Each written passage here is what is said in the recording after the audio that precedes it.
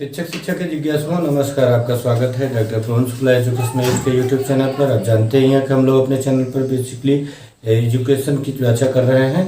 Education का तात्पर्य ही होता है कि जो व्यवहार निर्माण की प्रक्रिया है, मॉडिफिकेशन ऑफ बिहेवियर का जो प्रोसेस है वही एजुकेशन कहलाता है। तो इस क्रम में हम इस समय यूजीसी नेट का जो एग्ज़ाम होने वाला है उसके संदर्भ में कुछ स्पेशल बना रहे हैं, जिसके लिए हम एक ऐसा बना रहे हैं कि जिसमें यूजीसी नेट फर्स्ट पेपर का जो कि सबके सब्जेक्ट के लिए होता है उसमें, और अभी जो बन रहा है वह यूजीसी नेट के लिए जो फर्स्ट पेपर के साथ साथ एजुकेशन के लिए सेकंड पेपर थर्ड पेपर में भी काम आता है। तो उसी क्रम में आगे बढ़ते हुए आज बात करते हैं टाइप्स ऑफ एजुकेशनल रिसर्च की या रिसर्च की। आप इसको टाइप्स ऑफ रिसर्च में भी फर्स्ट पेपर में देखेंगे। जो यूजीसी नेट का फर्स्ट पेपर है उसमें इसका रिसर्च कहा जाए, एजुकेशनल रिसर्च कहा जाए, दोनों मतलब एक ही है। मतलब एक ही का कहने का तात्पर्य है कि वो जो रिसर्च का मीनिंग है वो तो अलग हो जाएगा। एजुकेशनल रिसर्च के आगे जुड़ जाएगा। जैसे आप जानते हैं रिसर्च इज साइंटिफिक रिसर्च जो कहा गया वही रिसर्च है बेसिकली। राइट एंड कर्निंगर की आपको परिभाषा मैंने विस्तृत रूप से समझाई थी, जिसमें वह एक research is a systematic critical empirical and empirical investigation of two or more phenomena, जो आपने इसमें से पढ़ा है उसी को आगे बढ़ाते हुए हम टाइप्स ऑफ रिसर्च में देखते हैं कि रिसर्च के कितने प्रकार हो सकते हैं। अनुसंधान को मूलतः जो है 3 प्रकारों में बांटा गया है। वो चाहे कोई भी रिसर्च हो, कोई भी प्रकार का रिसर्च हो, वो मूलतः 3 प्रकार का है। उसमें हिस्टोरिकल, डिस्क्रिप्टिव और एक्सपेरिमेंटल, ये 3 रिसर्च हैं आपके सामने। जिसमें पहला रिसर्च है historical research. Historical research means ऐतिहासिक शोध, जिसे हिंदी में कहा जाता है। आप नाम से ही समझ में आ रहा होगा कि हिस्टोरिकल का मतलब वह ऐतिहासिक शोध है। वह हिस्ट्री की घटनाओं से संबंधित स्टडी के लिए होता है कि उस काल में क्या था, कैसे था, क्यों था और उसका क्या कारण था, इस तरह का था। या जैसे इस रिसर्च का प्रक्रिया हो तो इतिहास का मतलब क्या होता है आप जानते हैं। इतिहास, इति धन हास, इति माने ऐसा, हास माने हुआ, ऐसा हुआ था, तो वही इतिहास है। तो जैसा हुआ था उसको देखने के लिए आप देखिए लास्ट वाला जो ये आपके सामने मिला है, क्या था की बात करता है, व्हाट वाज की बात करता है, व्हाट वाज का वर्णन करता है, क्या था की बात करता है। तो इसको जरा आप देख लीजिए। जिसमें ऐतिहासिक शोध कौन सा है, जिसमें बीती घटनाओं को रिकॉर्ड किया जाता है, जिसमें बीती घटनाओं को रिकॉर्ड किया जाता है, उनका विश्लेषण किया जाता है। बीती घटनाओं का रिकॉर्ड किया जाता है मतलब जो देखिए, जब आपको इसको जानना है तो अभी यहाँ ये आप केवल टाइप्स में जान रहे हैं।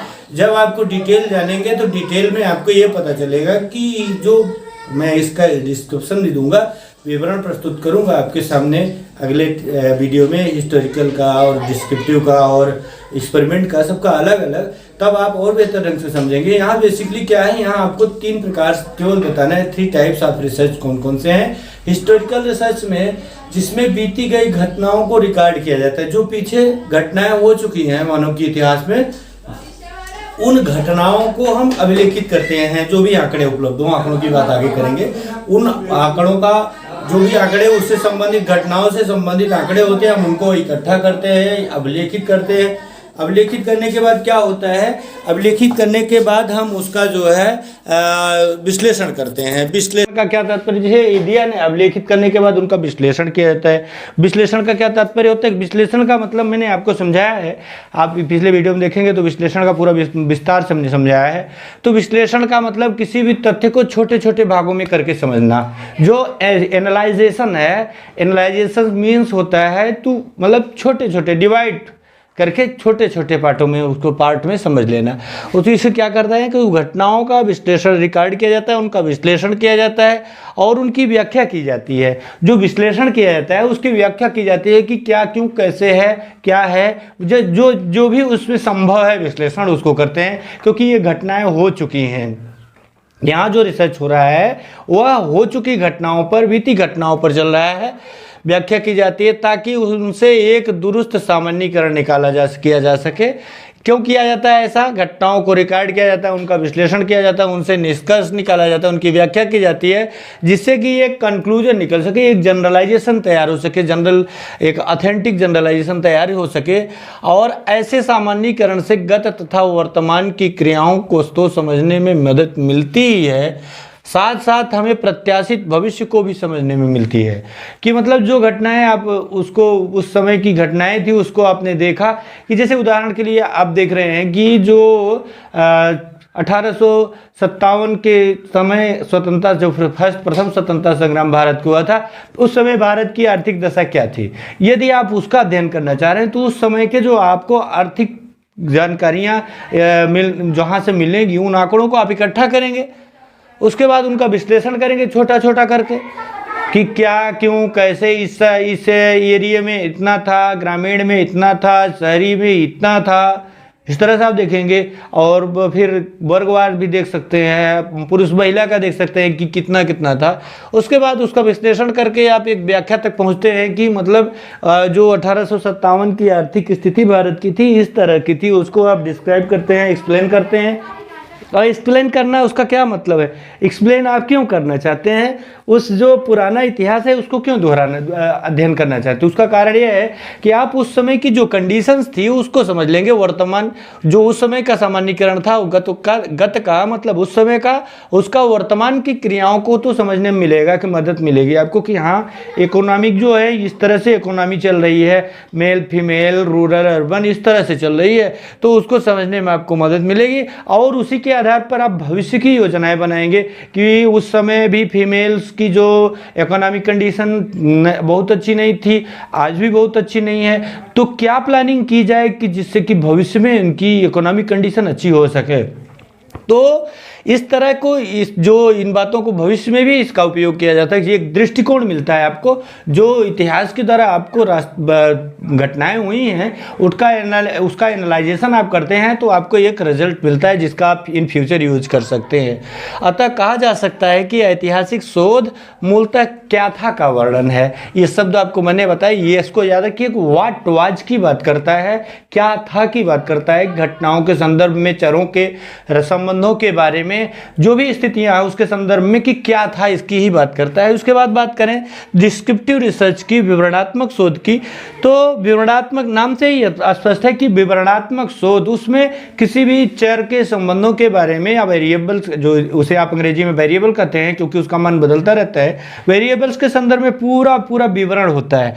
तो जिसमें वर्तमान हालातों को रिकॉर्ड किया जाता है कि वर्तमान में इस समय की क्या कंडीशंस हैं, उसको अभिलेखित किया जाता है और विश्लेषण किया जाता है। जो वर्तमान की कंडीशंस हैं उनको आप रिकॉर्ड करते हैं, रिकॉर्ड करने के बाद उनको विश्लेषित करते हैं, छोटा छोटा करके एनालाइज करते हैं, उनकी व्याख्या करते हैं, उनका एक्सप्लेनेशन करते हैं कि जो घटनाएं इस समय हुई हैं उनका क्या कारण है, क्यों है, कैसे है, कब से है, इन सब की व्याख्या करते हैं। ऐसे शोध अपरिचालित चरों के बीच मौजूद संबंधों का विश्लेषण किया जाता है। ऐसे शोध में क्या होता है, अपरिचालित, जो अनमैनिपुलेटेड है, जिनको मैनिपुलेट नहीं किया जा सकता है। मैनिपुलेशन क्या होता है ये आप जानते हैं। मैनिपुलेशन अगर नहीं जानते हैं तो मैं आपको बताऊंगा कि जो अपरिचालित हैं, अपरिचालित का मतलब नॉन मैनिपुलेटेड, नॉन मैनिपुलेटेड का मतलब ऐसे चर जिनको बदला नहीं गया है, वर्तमान कंडीशन में जो जैसा है वैसे ही है, उसमें नॉन मैनिपुलेटेड शब्द का इसीलिए यूज किया। अपरिचालित चरों के बीच मौजूद संबंधों का विश्लेषण किया जाता है। इसे संबंधात्मक या अप्रयोगात्मक शोध भी कहते हैं। इसे कोरिलेशनल और अनएक्सपेरिमेंटल रिसर्च भी कहते हैं ना। इसको जो है नॉन एक्सपेरिमेंटल और कोरिलेशनल रिसर्च भी कहते हैं। ऐसे शोध के द्वारा क्या मिलता है आपको, जो विवरणात्मक शोध है इसके द्वारा मूल प्रश्न है कि क्या है, व्हाट इज, इसका उत्तर मिलता है। व्हाट इज की बात होती है कि क्या है, इस समय क्या चल रहा है, इसका उत्तर खोजने का प्रयास करता है। इसमें नॉन मैनिपुलेटेड वेरिएबल्स का मतलब आप समझ लीजिए, जो अपरिचालित चर हैं उनका तात्पर्य है कि ऐसे चेहरों को किसी भी तरह से प्रयोग के जो अध्ययन किया जा रहा है उस अध्ययन के लिए बदला नहीं किया है, उनको किसी भी प्रकार से उनमें कोई छेड़छाड़ नहीं किया गया है। जैसे कि मान लीजिए अभी देखना आप चाह रहे हैं कि इस समय जो चल रही है दशाएं, इस समय भारत में जो कोरोना वायरस का संक्रमण चल रहा है, उस कोरोना वायरस के संक्रमण की स्थिति क्या है। तो जो आप covid19.org पर जाकर के देख रहे हैं कि इस समय की कोरोना की क्या स्थिति है, 1,30,000 हैं, कितने एक्टिव हैं, कितने ठीक हो चुके हैं, रिकवर्ड हो गए हैं, और कितने डेथ को प्राप्त हो गए, डेथ कितनों की हो गई। तो इन सब को देखने के लिए आपको ये नॉन मैनिपुलेटेड वेरिएबल्स का यूज किया जा रहा है। वहाँ कोरोना को बढ़ाया नहीं जा रहा है, ना तो घटाया जा रहा है। ऐसा कुछ राज्य कर रहे हैं जिन पर आरोप लग रहा है कि ऐसे मुख्यमंत्री भी हैं देश में जो कि उस वायरस से संबंधित जो पेशेंट्स हो रहे हैं उनके संदर्भ में गलत सूचनाएं दे रहे हैं। तो व्हाट इज पर वो क्वेश्चन मार्क लगा रहे हैं, वो नहीं, उसको स्पष्ट नहीं बता रहे हैं, क्योंकि वो इन नॉन मैनिपुलेटेड वेरिएबल्स को मैनिपुलेट कर दे रहे हैं। जो चर मैनिपुलेट नहीं होना चाहिए, जिसको बदलाव नहीं किया जाना चाहिए, मैनिपुलेशन का मतलब हेर फेर या बदलाव होता है, उस जिसमें बदलाव नहीं करना चाहिए उसमें वो बदलाव कर रहे हैं, जिसके कारण जो उसका रिजल्ट होना चाहिए वह रिजल्ट जो है डिफरेंट आ रहा है, बदल रहा है। तो आगे देखते हैं, हम तीसरे चर की ओर चलते हैं। तीसरे चर में आप देखें तो तीसरे चर का नाम है, तीसरे रिसर्च टाइप्स का नाम है experiment research. What is experiment research? ये प्रयोगात्मक शोध क्या है, जिसे नाम से ही आपको स्पष्ट है, ये प्रयोग किया जाता है। जब प्रयोग होता है तो आप जानते ही हैं कि प्रयोग में कुछ चीज़ें होती हैं जिसमें आप तय करते हैं कि क्या कब कैसे करना है, तो वो एक्सपेरिमेंट हो जाता है। ऐसे ही जब स्टडी में देखना पड़े हमें कि ग्राउंड लेवल पर कि क्या क्यों कैसे है और उसका क्या प्रभाव पड़ता है किसी वेरिएबल का, जब ये देखना चाहते हैं, इफेक्ट देखना चाहते हैं, तो एक्सपेरिमेंटल रिसर्च का यूज़ करना चाहते हैं। जैसे एक उदाहरण के लिए मैं बताऊंगा आपको कि जैसे ये कोरोना के कारण जो सोशल डिस्टेंसिंग बढ़ानी पड़ी है आपको हमको, और जो इस समय ऑनलाइन क्लासेस पर लोग ज़्यादा डिपेंडेंट हो गए हैं, वो जो है उसका किसका इफेक्ट है? ये कोरोना का इफेक्ट है। क्यों? क्योंकि लोग जो है अब सोशल डिस्टेंसिंग का पालन कर रहे हैं, कोचिंग्स और कॉलेजेस बंद चल रहे हैं, तो उसका जो है एक एक्सपेरिमेंट भी इस समय नेचुरल एक्सपेरिमेंट हो रहा है कि जो कंडीशन, जो स्टडीज हैं पीपल्स के द्वारा जो स्टडीज करनी है, वे स्टडीज के लिए अपने जो रिसोर्सेज हैं वो ढूंढ ले रहे हैं। तो इसका एक्सपेरिमेंट इसमें भी हो सकता है। तो देखिए इसको क्या कैसे समझते हैं, जरा सा समझ लीजिए। जिसमें कुछ चरों को नियंत्रित किया जाता है, कुछ चरों को नियंत्रित किया जाए, जैसे कोरोना वाला मैंने एग्जांपल दिया, तो इसमें नेचुरली जो है ये कंट्रोल्ड है। तो जिसमें कुछ चरों को नियंत्रित किया जाता है, कुछ चरों को परिचालित किया जाता है, मैनिपुलेट किया जाता है, कुछ को कंट्रोल्ड किया जाता है, कुछ को मैनिपुलेट किया जाता है, एवं दूसरे चर उस पर पड़ने वाले प्रभाव का अध्ययन किया जाता है, दूसरे चर पर उसके पड़ने वाले प्रभाव का अध्ययन किया जाता है। अतः ऐसे शोधों में मूलतः इस बात का अध्ययन किया जाता है कि चरों को नियंत्रित करने एवं उनका परिचालन जो करना है, उनका परिचालन करने का प्रभाव क्या होगा, ये प्रश्न है।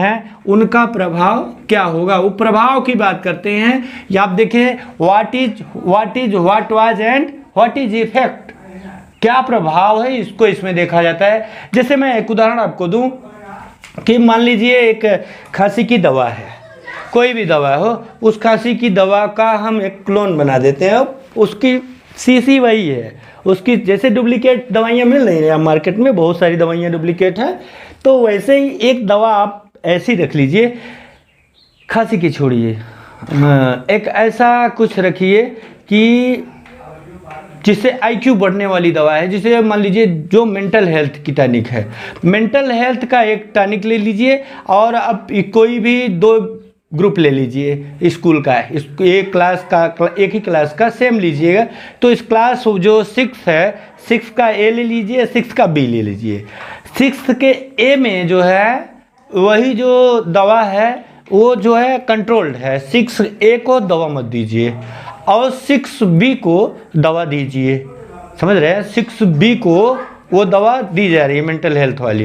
तो इसमें क्या हो रहा है, अब 6 एक कंट्रोल्ड ग्रुप है और 6B जो है वह मैनिपुलेटेड ग्रुप है, उसमें जो है उसका परिचालन किया जाता है, तो दूसरे चर पर उसका पड़ने वाले प्रभाव का अध्ययन किया जाता है। अब कुछ दिनों बाद, 15 दिनों बाद, अब दोनों को एक ही टेस्ट से उसको देखते हैं। एक ही टेस्ट से, कोई भी टेस्ट आपने मैथ का, साइंस का, इंग्लिश का, किसी भी सब्जेक्ट के आप मेंटल हेल्थ दे रहे थे, उसको दे दिया।